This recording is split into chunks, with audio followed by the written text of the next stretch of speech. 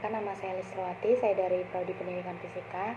Di sini saya akan menjelaskan kembali rangkuman dari jawaban UTS saya, yaitu soal yang pertama, sebutkan dan jelaskan kolerasi mata kuliah Pancasila dengan program studi yang Anda tempuh. Yaitu yang pertama, memperkuat Pancasila sebagai dasar falsafah negara dan ideologi bangsa melalui revitalisasi nilai-nilai dasar Pancasila sebagai norma dasar kehidupan bermasyarakat, berbangsa, dan bernegara. Yang kedua, agar mahasiswa dapat mengembangkan karakter manusia Pancasila dalam pemikiran, sikap, dan tindakan. Lalu yang ketiga, melalui pendidikan Pancasila, mahasiswa diharapkan mampu memahami, menganalisis, dan mengaplikasikan nilai-nilai Pancasila dalam kehidupan sehari-hari. Lalu yang keempat, melalui pendidikan Pancasila, mahasiswa dapat berpartisipasi dalam upaya mencegah dan menghentikan berbagai tindak kekerasan dengan cara cerdas dan damai. Lalu yang kelima, melalui pendidikan Pancasila, mahasiswa menjadi warga negara yang memiliki pandangan yang benar terhadap nilai-nilai demokrasi dan HAM.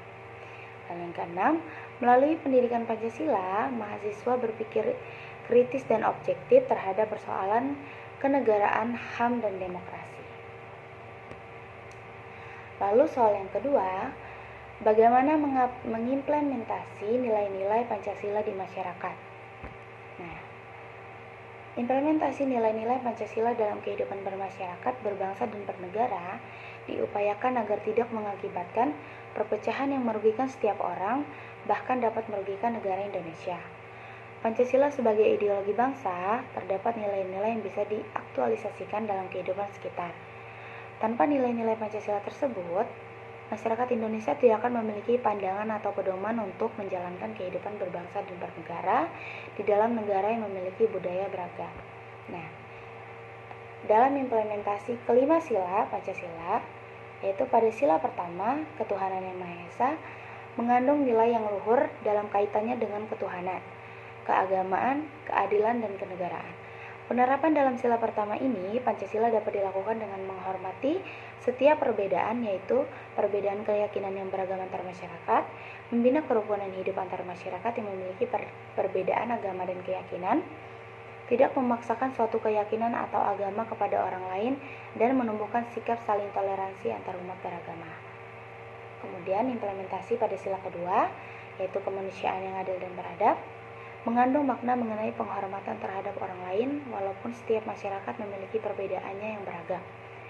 Pengimplementasian dari sila kedua ini adalah dengan cara menanamkan dan menerapkan rasa toleransi kepada orang lain, menghargai dan menghormati antar masyarakat, selalu bersikap adil terhadap orang tanpa membeda-bedakannya, menghormati perbedaan antar masyarakat, menghormati harkat dan derajat manusia sebagai makhluk Tuhan yang Maha Esa yang sama derajatnya, yang sama hak dan kewajiban asasinya.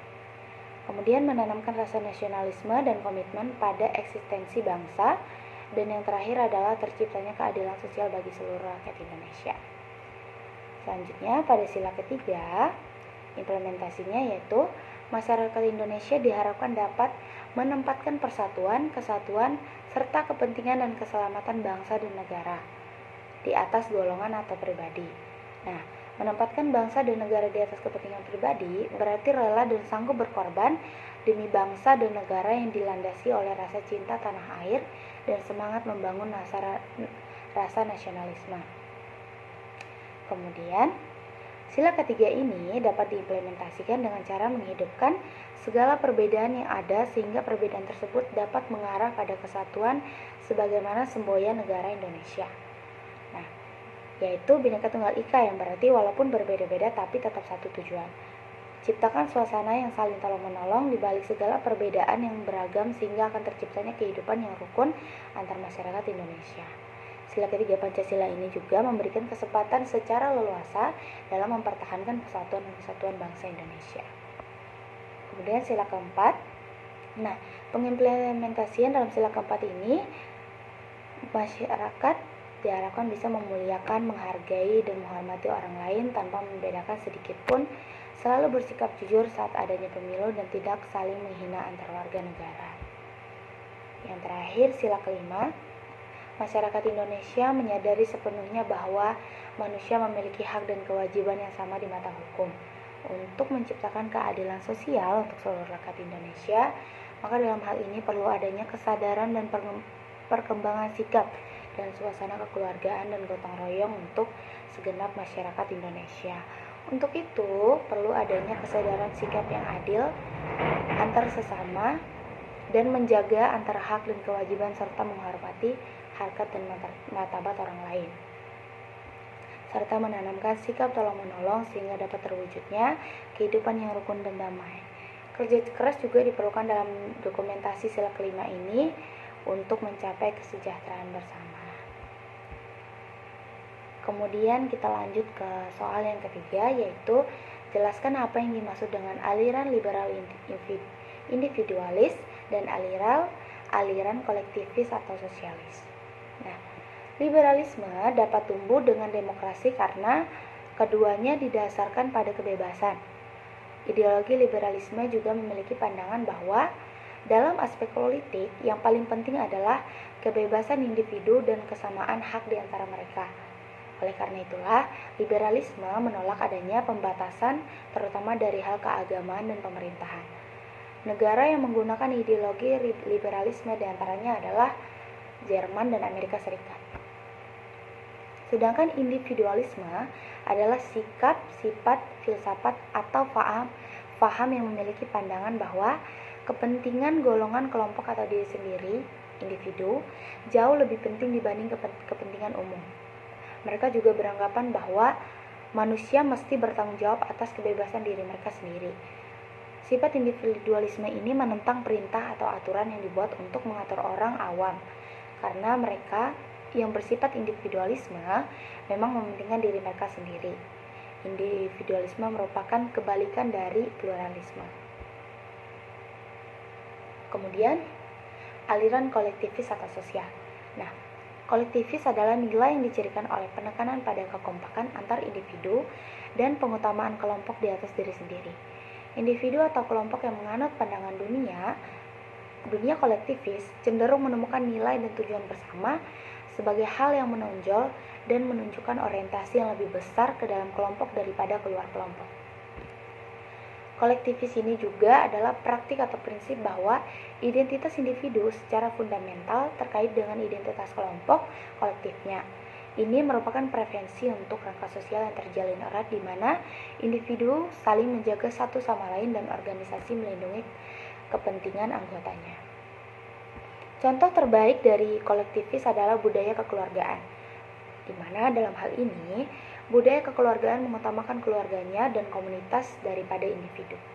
Misalnya, di Indonesia, anak-anak merawat orang tua lanjut usia jika mereka jatuh sakit, dan akan mengubah rencana mereka sendiri jika terjadi keadaan darurat keluarga. Prinsip ini kontras dengan individualisme, yang mana menekankan tujuan individu dan hak-hak individu-individu. Lebih lanjut, jika prinsip kebersamaan tersebut diekspresikan melalui kepemilikan bersama atas aset modal yang dioperasikan secara kolektif, ini dinamakan dengan sosialisme. Kemudian kita lanjut ke soal keempat. Nah, jelaskan lebih dulu ilmu filsafat atau ilmu pengetahuan dan jelaskan juga mengenai Pancasila sebagai sistem filsafat. Nah, di sini yang lebih dulu adalah ilmu filsafat karena ilmu filsafat ini merupakan ilmu tertua yang sudah atau secara singkatnya filsafat ini mencakup segalanya. Filsafat datang sebelum dan sesudah ilmu pengetahuan. Kenapa disebut sesudah dan sebelum ilmu pengetahuan? Karena khususnya mulai sebagai bagian dari filsafat dan disebut terkhusus menghadapi pertanyaan tentang batas-batas dari kekhususannya. Nah, apakah filsafat dapat disebut sebagai ilmu pengetahuan?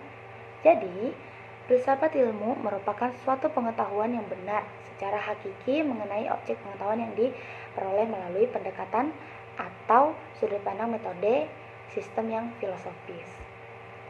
Nah, kalau ada yang bertanya, mengapa filsafat dikatakan merupakan induk semua ilmu pengetahuan? Nah, ini dikatakan karena filsafat itu berjasa melahirkan berbagai ilmu dan kajian, baik ilmu sosial maupun ilmu alam, dan mempengaruhi cara pandang manusia pada peristiwa di alam semesta. Misalnya, filosofi rasionalisme mendorong perkembangan ilmu pengetahuan di Eropa. Nah, tadi juga diminta menjelaskan mengenai Pancasila sebagai sistem filsafat. Nah, Pancasila sebagai sistem filsafat memenuhi 3 aspek, yaitu ontologis, epistemologis, dan aksiologis. Ontologi adalah ilmu tentang ada terkait dengan adanya Pancasila atau hakikatnya, keberadaannya yang memberi jawab terhadap pertanyaan apa, what. Epistemologi adalah ilmu tentang cara berada terkait dengan bagaimana cara Pancasila berada yang memberi jawaban terhadap pertanyaan how, bagaimana. Aksiologi adalah ilmu tentang penerapan aplikasi, manfaat atau kegunaan terkait dengan penerapan nilai-nilai Pancasila dalam kehidupan berbangsa dan bernegara, memberi jawab atas pertanyaan untuk apa, for what. Ketiga aspek tersebut memuat tentang Pancasila sebagai sistem filsafat. Kemudian yang terakhir, soal yang kelima, dengan melihat problematika yang ada di lapangan berupa kejadian kasus korupsi, narkoba, dan juga teroris, apakah Pancasila perlu dirubah atau diganti? Berikan pendapat Anda. Nah, menurut pendapat saya, Pancasila sama sekali tidak perlu diganti ataupun dirubah, karena Pancasila merupakan hasil dari pemikiran tokoh-tokoh dan sudah disepakati sehingga menciptakan sebuah gagasan yang kompleks dan sudah melewati berbagai proses cipta yang panjang. Jadi menurut saya dalam permasalahan ini yang perlu dilihat lagi adalah kesadaran daripada yang melakukan tindak pidana dan penyalahgunaan kekuasaan. Mungkin itu saja penjelasan dari saya. Jika ada kurang, saya mohon maaf. Terima kasih.